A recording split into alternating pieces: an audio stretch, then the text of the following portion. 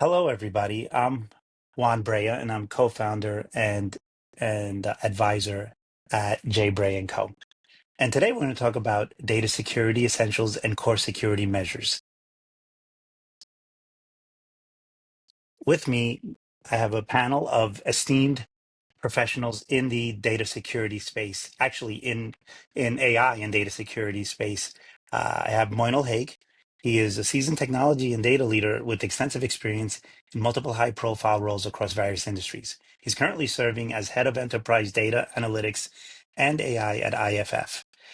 Moin is his expertise runs the gamut in the media space. He's held positions as chief data officer at Warner Music, where he focused on empowering data-driven decisions and making uh, and overseeing data governance and analytics teams. He's also held senior positions at NBC Universal, Univision Communications, and IMIX, developing innovative data solutions and leading cross-functional teams. He holds his MBA in strategy from BREA College and a BS in computer science from Rensselaer Polytech Institute. Welcome, Moin. I'm really excited to have you on the call today. Dr. Rudy Machuca is the president and CEO of R&R Technology Solutions. He serves as the senior director of technology for the National Urban League. In his role with the National Urban League, he leads implementation of advanced technologies. Dr. Machuca holds a doctorate in science and cybersecurity from Marymount University, a master's of science in cybersecurity from Fordham University, and an MBA in technology management. Thanks so much, Rudy, for joining us today, and looking forward to. I know this is near and dear to your heart, so looking forward to having some great conversation. And Dr. Fatou Sankare graduated with a Bachelor's of Arts from Howard University and received a Master's in Science and Cybersecurity at Fordham University. Uh, Dr. Fatou received a Doctorate of Science and Cybersecurity at Marymount University and is currently a cyber engineer and adjunct professor. So thank you so much, Dr. Fatou. I know your expertise and your background will be really helpful in our dialogue today. Uh, so without further ado, let's jump into some of the possibilities, some of the questions, some of the misnomers that we hear regarding security, and some of the simple things we can do just to shore up both on the nonprofit side and on the for-profit side our data systems. Dr. Rudy, what are some of the common security vulnerabilities you see in this sector? Well, coming from the nonprofit sector, one of the security vulnerabilities that I often see are outdated infrastructures within the nonprofit community. Many nonprofits operate with legacy systems, and their software lacks the current security patches. There's also inadequate staff training. They often operate with a limited cybersecurity awareness amongst their employees and whoever their volunteers are. And insufficient data encryption. Oftentimes you'll have nonprofits not realizing that they have sensitive data that belongs to their donors and beneficiaries, and this data needs to be protected, and it's often not properly encrypted. Mm. Moin, do you have anything to add to that or? Sure. I think that's a great call out there. A lot, it's really understanding how much sprawl and sort of how many threat surfaces are out there. And candidly, not just for nonprofits, but even large enterprises. What we've seen, especially since the pandemic, is people are everywhere and they're trying to access from everywhere. So you've got personal devices, you've got remote access. So it really has created this large fractured space for potential threats. So it's really important to posture accordingly. And I think, as Dr. Rudy pointed out, these are key vulnerabilities to be aware of. The best thing to do is posture as best you can in advance. I think from a data perspective, one of the big things that we often miss is really just knowing what data we have and classifying it, even a minimum classification, whether it's data for the organization itself, its donors, its partners. It's really important to know what the data is, where it's flowing, how it's being interacted with, so that you have a sense of Um, those assets. And I think that's really critical to posture for, um, yeah, and not be and exposed. and in your experience, Dr. Fatou, and I know in your background, what what do you think are what do you think of what Moyne just said? And because I have some ideas, and I know Rudy and I have talked about how many different systems we have and how many different entry points people can get to our data systems just on the personal level, forget a corporation. So Yeah, I think just specifically for nonprofits, it might just be an issue with the funding and the lack of funding going towards cybersecurity and making sure that their data is secure and safe. I think you all mentioned how much data nonprofit organizations have from their donors, but also from the people that they're serving in their communities. Not knowing where that data is being stored, also the security levels, and then like a need to know, is everybody having access to the same type of data? yeah. And then how long is that data being stored, and where is it being stored? Is it being stored in a physical server, a cloud server? And a lot of these will require third parties, right? So how secure are those third party softwares and things that we're using within nonprofit organizations? Good. A lot of times I don't know, I'll direct this to everybody. A lot of times we don't know how vulnerable we are, right? I've run nonprofit and I've run for-profit organizations, small and large. And it's really interesting because when you start to think about data security and your entry points, your vulnerabilities, uh, there's, I think, Rudy, you told me just you personally have like 56 different devices in your home. Right. So can you elaborate a little bit about all the different, and you work for a nonprofit specifically, and you have a lot of experience in the nonprofit world. So can you tell us, if that's just your home, think about, a place like the National Urban League, right? Not to call them out, but in general, right? A large nonprofit like that. So yeah, so the thing is, as you mentioned, I do have a lot of devices at home, and almost anyone who now has smart TVs or any devices that are connected to the internet in their homes, um, fail to realize those are potential entry points, potential breach points into your home network. Now, to your point, imagine this being a large corporation where some people bring in their own devices. If these corporations do not have um, well, they often, I should say, at least in my world, they don't have formal protocols for handling security breaches in the nonprofit sector. I would imagine that larger firms tend to work with these things. At least I hope they do. But a lot, I find that they often do not. And then you pair that up with weak authentication practices, just reliance on simple passwords. I mean, Dr. Fatou mentions it, I think, perfectly when she says that there are people who just, they'll have, and she and I've had this conversation. There are people who will have a device and think that it's secure, and then they bring it home or they take it to work, and then they don't realize that that's a potential breach point. She and I have had extensive conversations on this. I don't know what your thoughts are on that, Fatou. No, I absolutely agree. I think it's also just going back to the type of devices that people have. Like kind of like a lot of companies starting to have acceptable use policies, right? So prohibiting any type of unauthorized software, and then the personal use of work devices. I think, or even personal devices for work. I think that there needs to be a huge restriction on that. It's pretty easy for people to say, "Oh yeah, I just replied to a work email," but that's the same phone that they will use for their personal devices, as their personal device. And like with the whole bring your own device model, I think that there needs to Mm, be some sort of structure. What kind of devices can people use? Are you all enforcing some sort of update? I know that there are some organizations where if you have Outlook on your phone, for example, but you're not on the most recent iOS update, if you're using an iPhone, it basically just like blocks your access, right? And that's from the IT level, from the organization saying, hey, if this person doesn't have this update on their phone by this date, we're removing or all organizational data or information within that phone. And I think that that's super important. That's very essential. But then it comes back to money and funding, right? What kind of organizations are actually investing in these type of environments? Which IT department is actually looking at those things and saying, hey, we just got a device sign on from a device that is vulnerable because it doesn't have the recent update that is available in the software center. How can we stop individuals from actually accessing company data on devices that are known to be vulnerable? yeah. That is key. And mobile. I'm glad you mentioned mobile, and I don't want to belabor the point, but um, as mobile becomes more ubiquitous, I guess with how we work.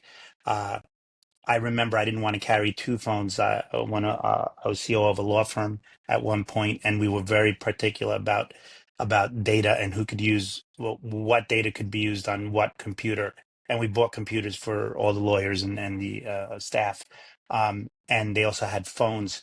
And I forbade anybody from using personal information or personal emails or anything on the work devices. So you couldn't load them up on the devices just for that reason, because law firms are targeted by third parties to for nefarious activities. So that's a great point that you mentioned. That, thank you. And Moin, I like that, interesting. And I don't think we do this at any in all organizations, or maybe we do it but I guess you mentioned like logging the data, or limiting the data to, okay, who necessarily needs to have access to this data versus that data. More sensitive data, you have to have more levels of clearance, quote unquote, if you will. And I don't think, unless I know that in the nonprofit world, we didn't, we kind of let everybody have access to all the data, or a lot of the people have access to all the data, including donor data. So it's very interesting to classify the data sets, right, and then to limit that the based on sensitivity levels. And I don't know if you're doing that. If you guys are very diligent about doing that. I know your firm is very data driven and data intensive. Yeah. So is that how Yeah. you? Yeah, I think at a minimum, classification is key. It's foundational, but also sort of what you're alluding to is not just classifying the data, but really setting the guidelines on the fair use of it. What's sort of good enough, what's relevant. The other piece that's really critical here is, as much as we can do to posture, as much as we can do to put in controls and governance, it's equally important to actually empower and raise the awareness within our teams, because Yes, that's really putting the policy into action. And so yes, while there's so many regulations and they're constantly changing, especially if you're going uh, global, and regional, the regulations are different. So it's really always important to make sure that there's constant awareness, but contextualize that awareness. So someone understands, how does this apply in what I'm trying to do yes, day to day? So folks don't see it as something that's blocking them, but it's actually guiding them. And I think exactly. that kind of pivot culturally really now essentially brings the whole team on board as your stewards, to steward Yeah. the data and put those better practices into action. Absolutely. That dovetails right into question two, which is why I framed it. Let's discuss a little bit about the basic policies, right? What should we put in place? Which, Moin, I totally agree with what you just said. And what are the metrics that should exist so we can track it, right? Because it's just not putting some policies in place, right? But if you have a policy and you're not tracking it, then we all know it's not happening, right? I mean, let's, for profit or nonprofit. If you don't use metrics to track how successful you're doing with that policy, then you might as well not have the policy. So, Rudy, you want to chat a little bit about that and So I some believe of your that experience yeah, in that some of area? the some of the key policies that definitely need to be in place are like a data classification policy, which would define the sensitivity levels, as Moin said, the sensitivity levels of who's handling and required to handle different types of data. An access control policy, definitely, and an acceptable use policy. I mean, those three come come to mind. I mean, you Yeah, think about the guidelines for properly using organizational technology and data, and who can access this data. I mean, Moyne hit the nail right on the head when he mentioned. yeah, But those are the three yeah. policies that come to my mind. Now, when I think of government and governance, right? But let's just say government first, Dr. Fatu. I know the government has very stringent. I'm ex-military, right? So I know the government has very stringent policy, or has policies just about on everything, right? You name it, there's a policy for it. Um, how how how successful are they with policies around data security, the classifications. I believe they have, right, the different classification levels, but how successful are they in tracking it and keeping the I guess the nefarious actors at bay with these policies and tracking these policies and measuring these types of policies?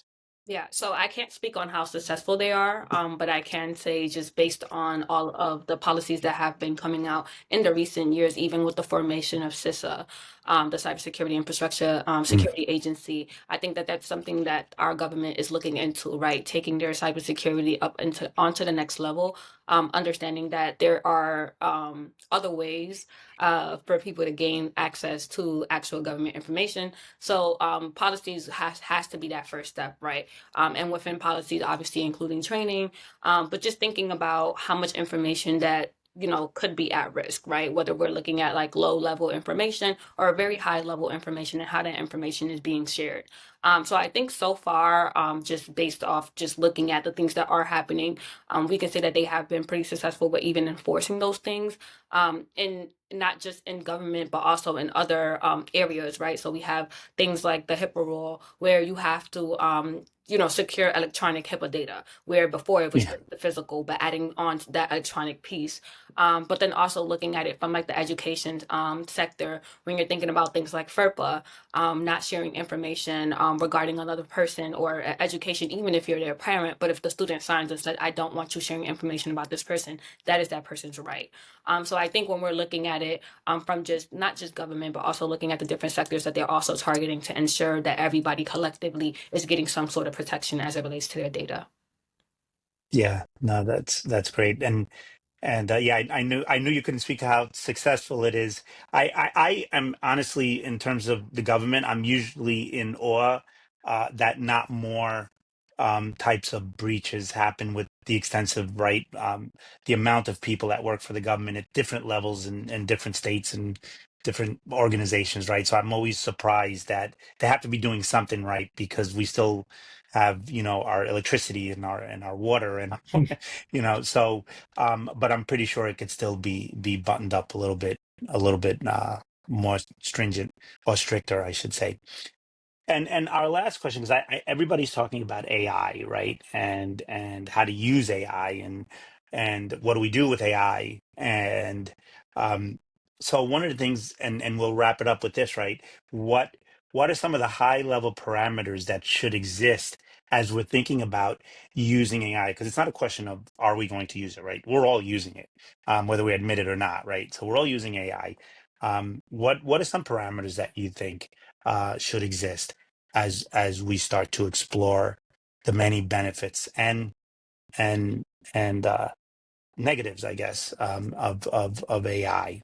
And anybody, can start. Rudy, why don't you start? Yeah, I mean, one that always comes to my mind is ethical guidelines when using AI.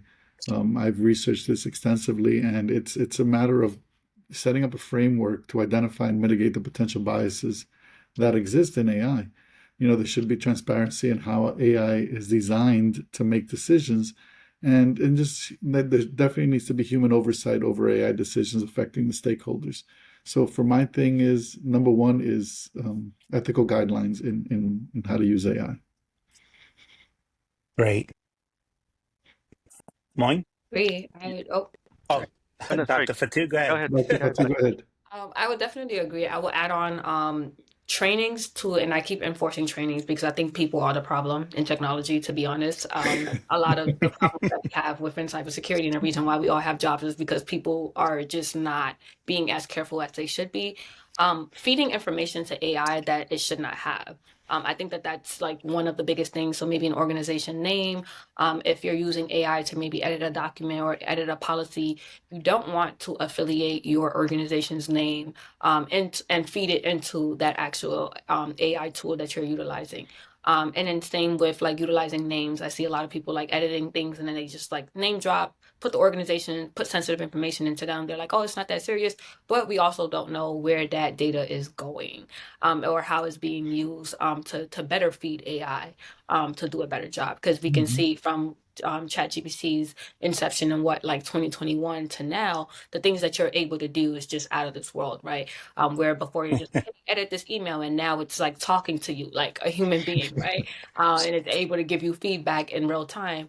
That is the reason why those things are able to work the way they do, is because the more data you give it, the better it is able to train with the machine learning algorithm that it's utilizing. That's good. Absolutely. Absolutely. And Yeah, Moin? yeah.